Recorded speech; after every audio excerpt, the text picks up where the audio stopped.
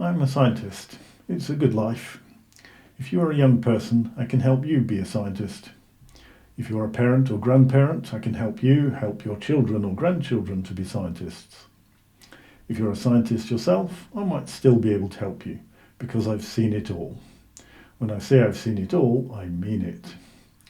I did my first scientific experiment at the age of 4. It wasn't a very good experiment, but it was the first stepping stone on my journey to being a paradigm-breaking scientist. The second video, after this one, tells you the story of my first experiment. I have lived with science my whole life. I married late and I married an older woman. In later videos, I'll tell you what marriage and other life milestones do to your chances of living a long time, succeeding in life and winning a Nobel Prize. No, I don't have one of those, but I do have a couple of best paper prizes. I'll tell you how to increase your chances of winning scientific prizes. I don't have any children, but I do have a Bachelor of Science degree in experimental psychology, so I can tell you about child development and how human perception works. The next video is about what happens to our eyes, brain and memory in the first 2 years of life. I started off professional research as a psychophysicist. Not a psychophysicist who eats your liver washed down with a nice bottle of Chianti while breaking Newton's laws, but a psychophysicist who does experiments to work out how people perceive the physical world. I worked as a research assistant and research fellow before being appointed as a university lecturer with tenure. That's a professor in the United States. On this side of the pond, I am just a doctor. The Doctor Who worked out how to divide by 0. Shortly after getting tenure, I got a PhD.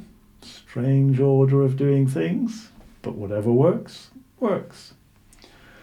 I was a university admissions tutor in a computer science department, so I can tell you how to manage the transition into university and out again when you graduate. I was a union official in a university and at national level.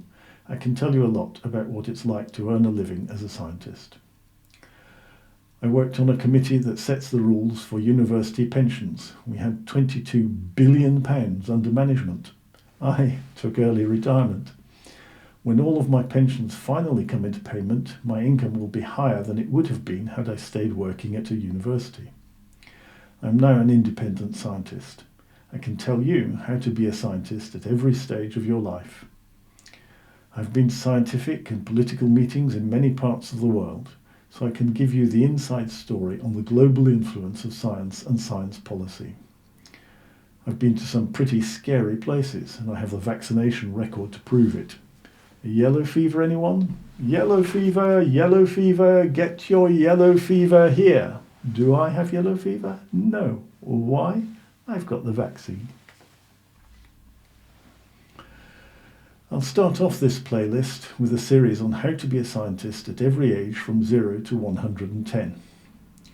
If you know a scientist older than that, drop a comment below and tell me what you want to know about being a scientist. You can leave comments on videos and on the community tab. It's a bit hard to find a YouTube community tab, but you know, someone must have made a YouTube video about it.